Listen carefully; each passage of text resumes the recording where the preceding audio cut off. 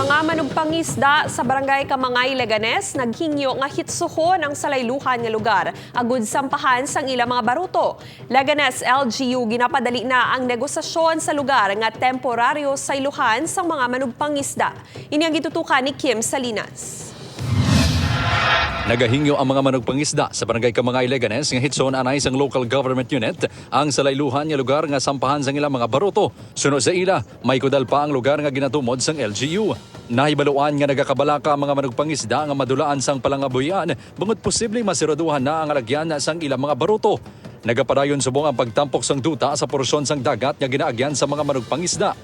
Ang amon lang gid nga hindi mapiktuhan pa buhi amon lang sige ang palawod namon. Di karon kung gina-negotiate man nila na ang sa piyak na da, piyo na nila nga okay na. Tapos mabuksan na da ang mga kudal. Nagpasalig na ang Leganes LGU sa pagnegosyar sa sequestered properties ng gobyerno sa kilid sang private property.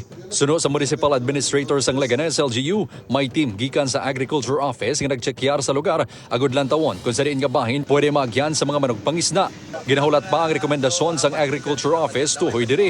After magsulod ng ilang report regarding sa ilang pag-monitor o pag-validate sa area, itinguhan mo natin nga may istorya, no? Ang property owners sang ini nga mga lote kung pwede bala makalabay man o makasulod sila diri.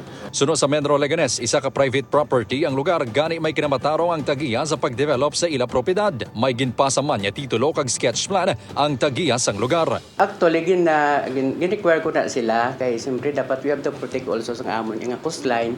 Kagin submitan ako nila man sang ilang land title nila basically.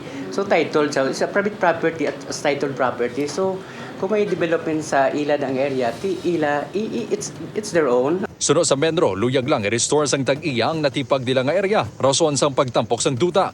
Ginalantaw man sang Menro ang proyekto kung nagakomply man ini sa environmental standards kag kung may risgo sa karagatan. Ginatinguan pa sang GMA Regional TV nga makuha ang bahin sang tagiya sang lote. Upod kay Cirilo Renduque, Kim Salinas, One Western Visayas.